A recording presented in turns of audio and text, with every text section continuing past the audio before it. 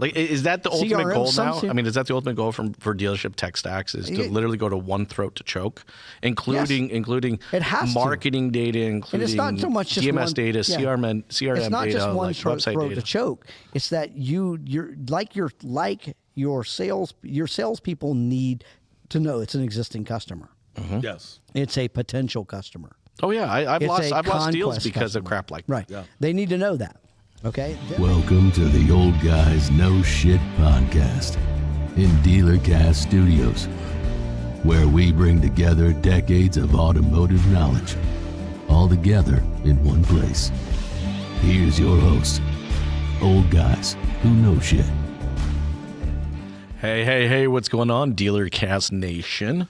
I am Jason Harris. And I'm Rob Mudd. And I'm Larry Bruce. And this is the Old Guys That Know Shit podcast. No shit. We know shit. We know some shit. A little bit of shit. A little bit of a lot of shit the other day, didn't we? Yeah, a lot of shit. Well, we wanted to thank everybody. If you're listening or if you're watching, we appreciate you taking the time to come check this out. This has been, for me, guys, personally, this has been one of my favorite podcast series that I've done. And I've done a lot, guys. I've done a lot. So this has been so much fun being able to do this with you guys. Not necessarily flying into this part of the country. You really want to get here. But if you're here, it's because you were going here. I'm gonna share some with you guys. The Uber drivers here have a very distinctive smell to them, and it's a unique one each time that I take a new Uber. So I'm just glad that we've chosen. How many smells have you had? Yeah, everything from farmland to some commercials. I'm like, okay, wow. So I'm excited to go. Yeah, you need to start staying. You need to start staying at the right hotel so you don't end up. Having to take an Uber. I gotta stop using all those points. Use them for something more enjoyable. I know, right? Well, guys, we got a cool topic today. I'm excited to get into this topic, and I think it's a very timely topic too, especially since it's for people out there, they're planning their new year or they're reviewing their previous year or a combination of all of that going on. All right, today's topic is the dealership tech stack, building success for 2025 and beyond. And there are more tech solutions right now in the market there ever has been before. I think if any indicator of what one tech solution just recently sold for, the plus $1 billion price tag, we're only going to see more, exponentially more tech solutions get into the space. Every year, we say there can't be another one. And then there are more. Then there was one. and every year it's been more and more more and more tech flowing into the car business, and a lot of it's good. Yeah. Right. Yeah. But you wonder. I mean, how much of it can the dealer use? How much is too much? I mean, how much tech do you really need to run your store? It all depends on who you listen to. Yeah. Well, that's true. I also think it depends on what your objective is. And I think too often I don't see that start with a tech stack, right? Like I've always talked about the tech stack in previous podcasts for many, many years. I call it the dealer stew. All right. It's just kind of this ever boiling, bubbling stew that's supposed to not only taste good to my operations, but really specifically taste good to the customer. Mm-hmm.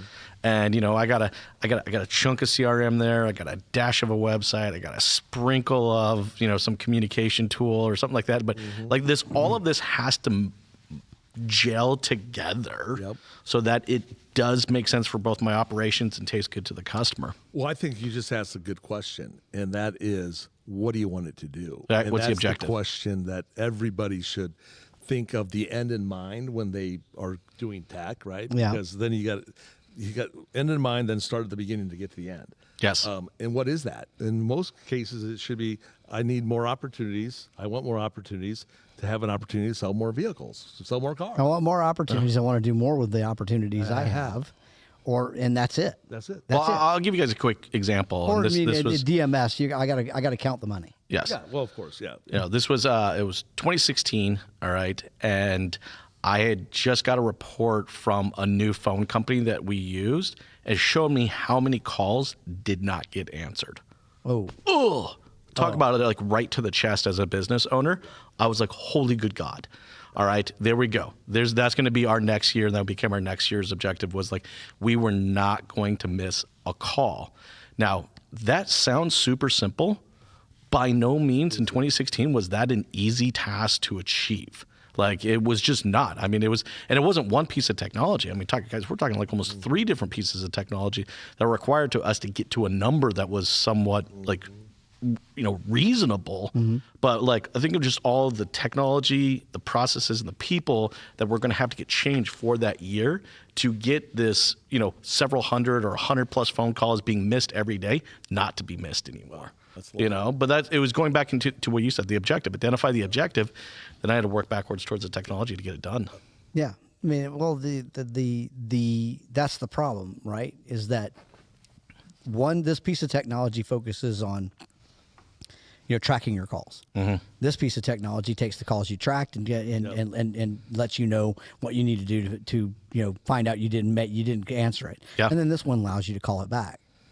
Right? There's no single source provider that can handle it all. By no one. Right. So having a tech stack that will for calls, right? Yes. Track the call. Then if you miss the call, text the customer back. Record the call. Yeah. Let the customer know, sorry, we missed you. What were you? I mean, if you're in service, were you trying to make a service appointment? Yes. And okay, here are the times available. Will any of these? And then just do it for you over text, because they'd prefer to do it that way anyway. Yes. And then if it was a sales call, yes, I was trying to get some information on this. This is all the AI piece, right? That's the piece that backs that up. And that's that's doable today. It's doable now. Now it is. Right, now, yes. Right, 100%. Now it is, right? But that piece of tech isn't in the quote unquote CRM, right? And then the CRM really wasn't.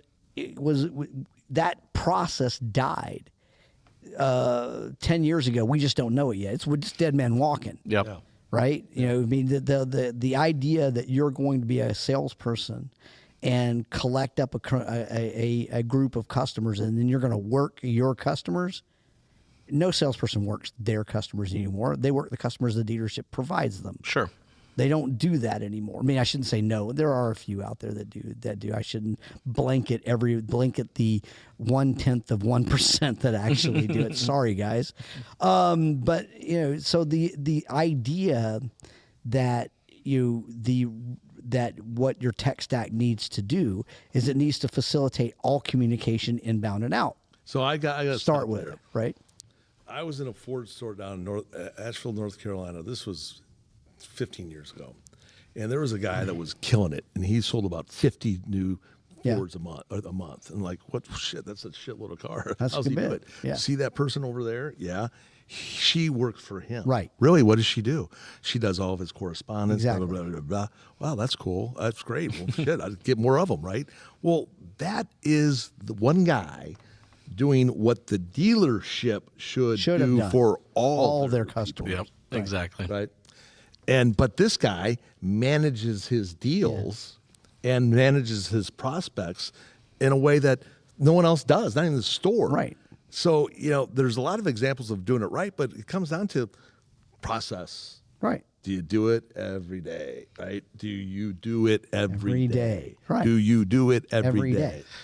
Well, and the technology should never dictate the process as much as it needs to support the process. Right, absolutely. I think too often as an industry, and look, I'm guilty of this. I'm not saying I'm not. I know I bought into some jazz fingers. Yeah. Like I did. I'm good. That's it. Now when I hear these vendors that are doing this stuff, I'm going to start doing this. Just do this. We're just going to know what it is. We're just going to know what it means. We're going to know what that means. That is the new universal sign for bullshit. There we go.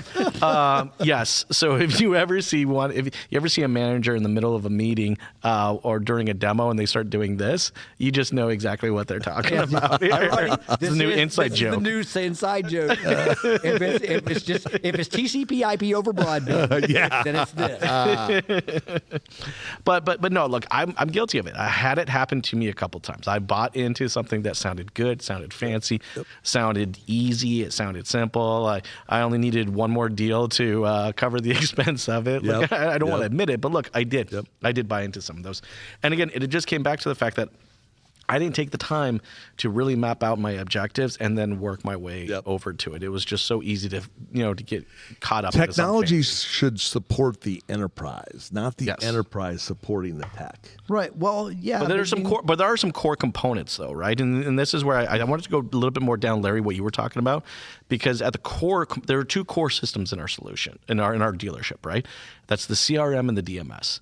Like no dealership in the world out there is going to operate without those two core solutions. But see, that's just it. I think you missed. I think you're there are talking about a CRM as a core system is misplaced. There really should be the two core systems in your dealership are your DMS and your CDP.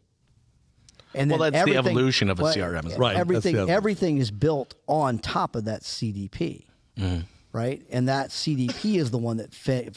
Well, wasn't that what the CRM was supposed to do? Well, it was supposed to do. But it didn't. No, because it was relying on the salesperson to put the data in the CRM. The CRM so when you first start in the car business, when I first started in the 80s, right?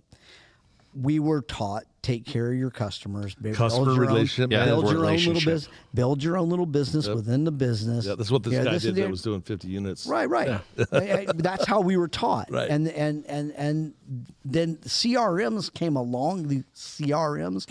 And they were built to assist to do what that gal does. Yes. To assist the salespeople to do that. Right. The salespeople most salespeople, the 99% of salespeople never did it in the first place. Correct. Well, they never built their own 90. They never built a relationship. So why have a system to manage it when you never actually built the relationship? Because they used to have it on customer desk cards, right? And the dealer didn't want them to walk out the door with him.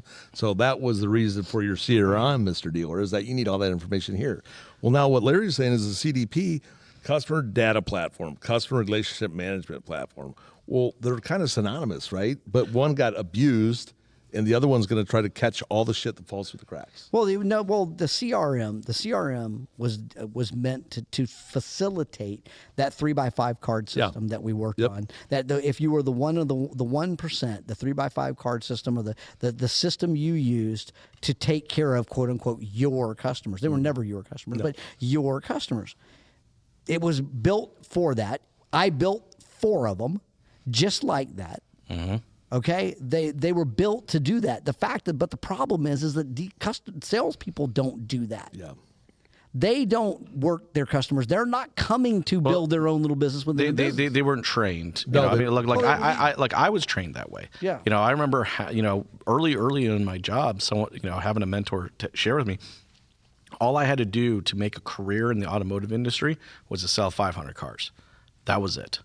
All right. And I could literally make a 40-year-long career selling cars if I just sold 500 customers. Mm-hmm. And you understand what he was getting at. And followed the process. Yeah. Exactly. Yeah. And spent 2 hours a day maintaining those relationships. Mm-hmm. Build the relationship and then maintain the relationship. Mm-hmm. And look, it's rare, you don't see it too often, but those guys still do exist in some of the dealerships. Yes. I remember watching this one guy literally only come into the dealership, stop golfing, only come into the dealership to do a deal and then leave to go right back out to the golf course again. And he had his own assistant, right? Yeah, exactly. Right. They all do. Because what the tech wants to do is be the same to everybody. But every one of those guys is a unique individual, right? Right. So they have to deal with a unique tech solution, which is the gal that knows how this dude works, or vice versa. And that's the enterprise, or the tech, the woman supporting the enterprise, the sales guy, right? Mm-hmm. It's not the sales guy having to use the tech. So I'm gonna ask a question. I don't know if I actually necessarily have the answer to it. Yeah, but I want to get both you guys. She's the tech. She's the tech.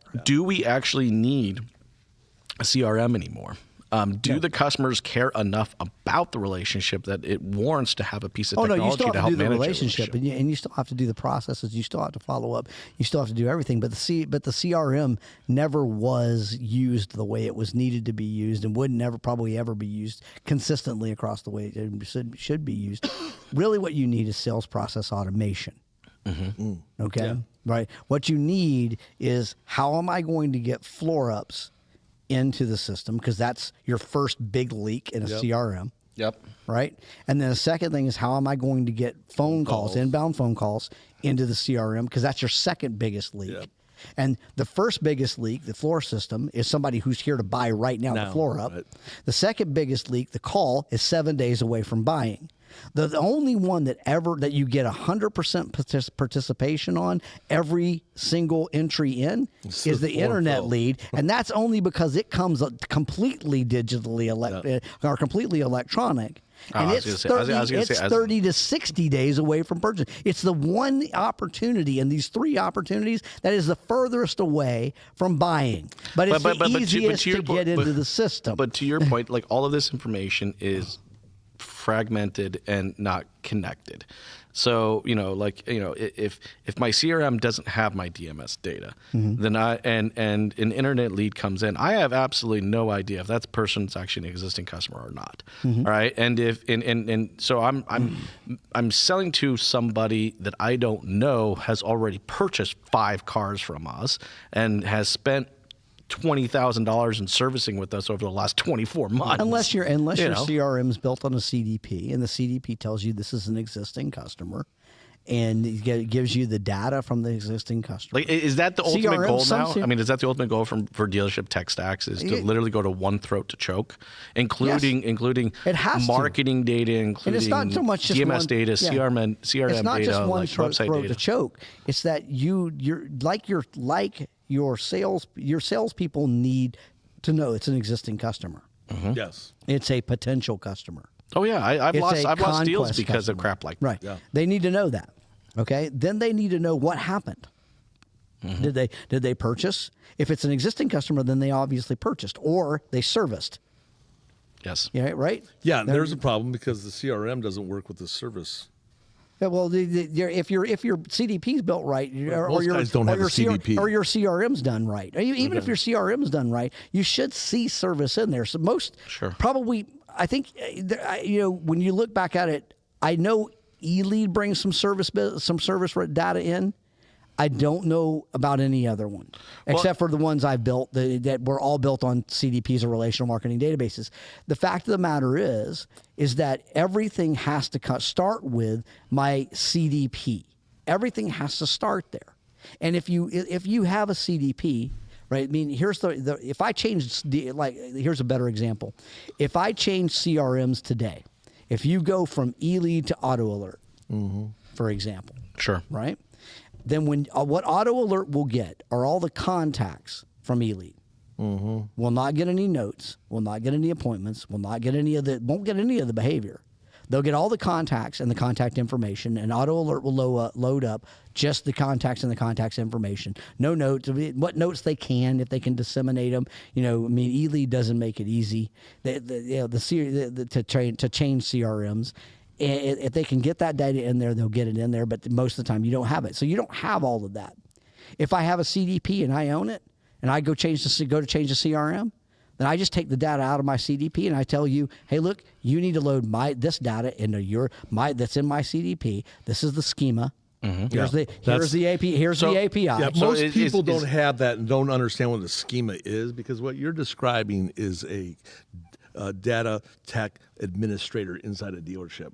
which they should have, right? But they all have to have it. You're gonna get. You're going to get. But we stopped. We stopped when we got on the digital crack. Mm-hmm. When we started doing the digital marketing, got on the digital crack. We stopped going down that path. But had we kept going, I think I was going to talk about this in the last segment. If we'd have kept going, then we wouldn't need the third party lead providers. We wouldn't need the third-party data listings aggregators because you would have been able to talk directly to all of your customers from that CDP. We stopped. Now we need to get back. You got to do it now. The core of your tech stack is your CDP. Yes. And so, it's not your DMS. The DMS doesn't have it.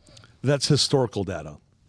DMS is. That's only DMS is historical transactions. Historical data. Are we talking about optimizing this stack with a CDP or replacing the stack with a CDP? No, well, you're talking about optimizing the stack with the CDP because the CDP is supplying the data. So my CRM or my sales process automation is built on top of my CDP, right? And my CDP feeds it with the data, and then it feeds the data back to the CDP.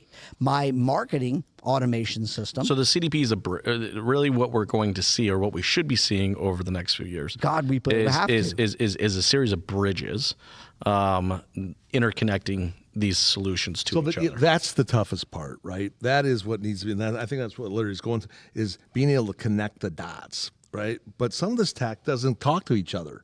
And so, a fair amount of it, I mean, in fact, actually, amount of it, damn near all of it. Damn near all of it. That's right. I mean, guys, there's been some monster lawsuits, in the last 5 or so years around, these big monster companies not willing to share anything of their. Well, there's one going on right now. That's right. There's one going on right now. I'm against one Titan and one wannabe Titan. Yeah. So we'll see how that turns out. Techion? But Techion, yeah. I mean, at the end of the day, they're the wannabe, by the way. Yeah. Sorry, Jay. Are they wannabe, or they're just the ones that are going to be? I don't know if they're going to be. We'll see. Yeah. I mean, look, Reynolds and CDK spent 50 years getting where they are. Okay, so to think that Techion's going to come change it in 5. Well, I don't think it's going to take 5. Well, but what is this private equity, bro? They got a short window. Find me a CDK or a Reynolds dealer that's like ecstatic about their solution. I don't know about none. Well, pretty close. There are people. Reynolds is, I would say, it's single digit percentage. Reynolds is changing. It's changing its way of doing business. Yes. Okay, and there are people who are getting warmer with Reynolds, right? My shout out to Tony Rhodes. My friend Tony Rhodes puts it best. Changing a CRM is a heart transplant. Changing a DMS is a brain transplant. It's true. It's true. I mean, so those processes are tough. Yep.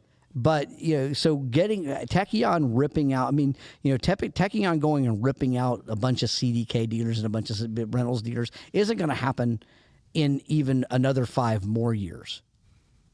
But we are hearing it. We are hearing they're making strides. But how long? They took their entire one in this. Yeah. How long can you continue to lose money? How long can you continue to raise money when private equity expects that's the whole internet tech model, right? Is losing money until you outlast everyone. Yeah, but and I do believe we are going to see some of that. I think we're going to see some new, like you think CDK and Reynolds are tech giants. They're nothing compared to these other companies out there, right? They come in and say, hey, look, these companies are making this much money off of an archaic, disembodied solution. Mm-hmm. All I got to do is connect the dots here. That entire conversation was had in 1998 to 2004, 5, 6. Carman. There were, how many new DMSs were started from 98 from 2006. I remember a lot of the small. How many of them were left? 0. You want to know why I know? Because I was one of them. And they got bought. No, I didn't get bought. I just stopped. Yep. Because DCS Communications killed most of that at that time. DCS Communications will still kill it today.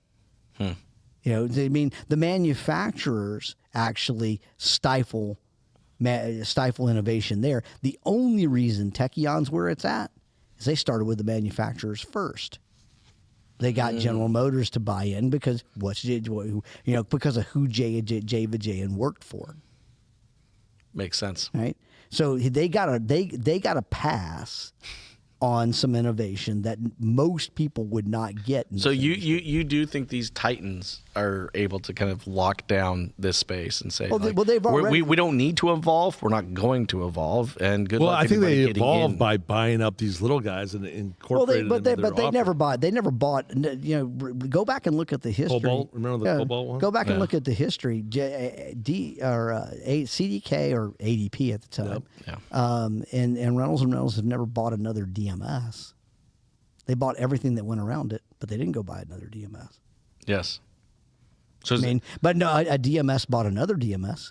So is it going to get to the point where these titans are defining what this dealer tech stew is? Yeah. Well, they have been for sure. I mean, just by buying as a marketer to get into CDK, it's ransom. You got to pay toll. Oh yeah, big time money. It's big dough. Yeah.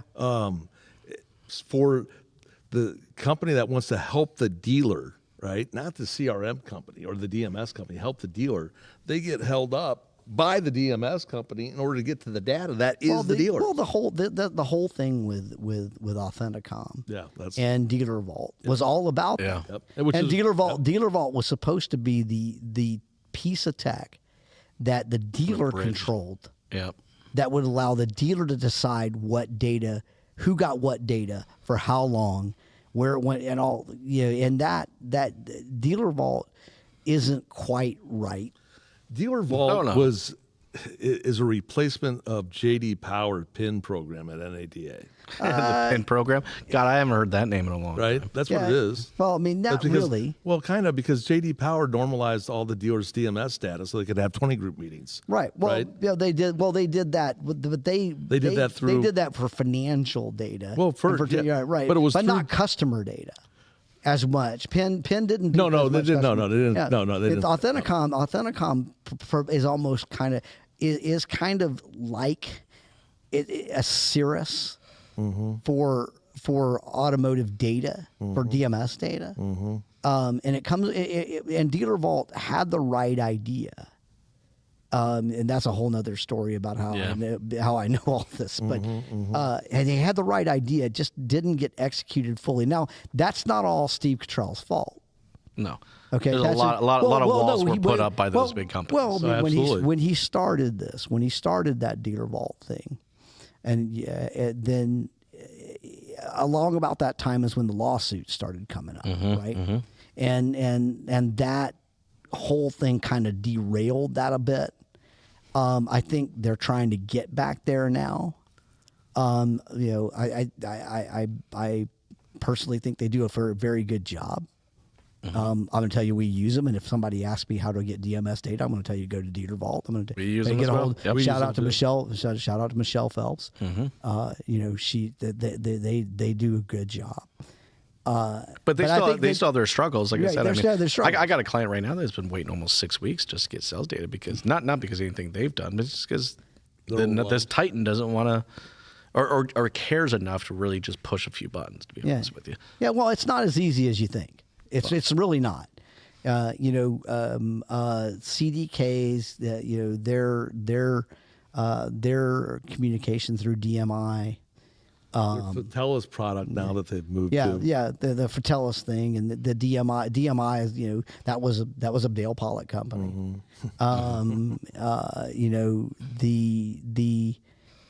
The idea of the way you get data out of it, and then trying to go to Fratellis and Reynolds RCI. They do have this kind of almost mafia-istic control over the dealer's data. Authenticom's kind of helped loosen that up some. I think the OEMs are going to have to turn the DMS companies are going to have to turn loose of that a bit. Yep, they're going to have to. Well, I mean that's actually kind of a perfect segue into the next question I had for both of you guys is how do we kind of future-proof this dealership tech stack.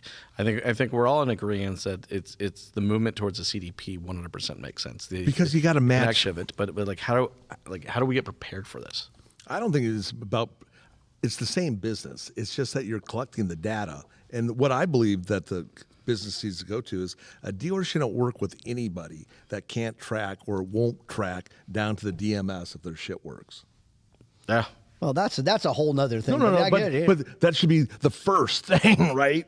The first thing. If anybody comes in and sells you impressions and clicks, yeah, I mean that's get away from it. From a marketing standpoint, 100%. I agree with you. I mean, and it doesn't matter. It doesn't matter what it is. Mm-hmm. You know, if you can't show you're getting me more leads, more of those leads are engaging, more of those engaged leads are showing up, and more of those engaged leads that show up are selling. When was the last time a digital company asked you, Mr. Dealer, how many floor ups you had last month? Yeah. So, I mean, look, and at the core of what is CDP, there's a lot of things it's going to be able to do, but at the core, that is what's going to show. That not what is the actual, I guess, that's ROI. That's what the CDP will 100% show. The collective ROI on all of this tech. If you have the proper CDP built, it's going to give the marketing company the data, first of all. Then they're going to market to it, and you're going to see that the customer came in. And then you're going to see that when the customer came in, or you're going to see the customer call in, or you're going to see the customer submit a lead, or you're going to see the customer text in, or you're well, and I guess the next step to that is the CDP not only providing that information, but also providing that information in a predictive way. Well, the other so the CDP concept, and I've run into this with a couple dealers, is that when you collect that data and you market to those individuals, right, over a period of time, and you take back to the dealer the results of incremental sales, as long as the more we email these people over time, the more the sales grow. Right. Mm-hmm. They still believe, or they still want to kick you in the nuts and say, I would have got that guy anyway. Oh, you get that nonsense. You get that nonsense all the time. And I mean, if you would, but you would think it would go away, right? Well, because you would understand, hey, man, I'm not trying to get credit. I'm trying to help you just understand what happened. I'm just going to give you the lineage of what happened here. The credit thing in the digital space sucks, right? It shouldn't be about credit. It should be about the result, right? Yeah. Credit for what? What did I deliver is the result. But when you have different providers, it's hard to get those results consistently. Yep. And I think that's the key to anything. I had a mentor tell me many years ago, the type of business that you want to own and run is one that is boring. In the sense that it is consistently every time predictable success. Yep. All right, and I hate to say it, but as an automotive industry, we are nowhere from that. All right, it seems like daily we're walking in just looking for fires to get put out, and when there's not a fire to put out, like we're creating them. We're creating them, and because we're always looking for the silver bullet. And every other vertical doesn't do that. That's right. Today. Silver bullet. I look for the silver bullet. Yeah. Jazz hands? Jazz hands. Hey, guys, I know we're getting towards the tail end of our conversation. And if you got anything from this, you got jazz hands. Right. For everybody out there watching and listening, we really appreciate you taking the time to do so. And if you're enjoying content like that, hey, Larry, where's a great place they can go consume more content like this? They can get more content like this from thedealercast.com. Thedealercast.com. Go there. So you can take a look at who we are. You can subscribe. You can join or subscribe to the podcast, subscribe to the newsletter. You can do whatever the hell you want there. Whatever you want there, right? Yeah. Stay long enough and we'll get your data too. That kind of stuff. Send us a message about how you hate the show. Yeah, you can do that. Then we'll know who you are. Then we know who you are. We'll call you out on the next episode. We're going to tell, Guys, look, this has been a fun conversation. I think everybody out there watching and listening right now, you can hear what it's about being prepared. Uh-huh. All right. And it's really about optimization. Right. It's having all these different pieces of technologies, achieving all these different things if they're not connected with each other.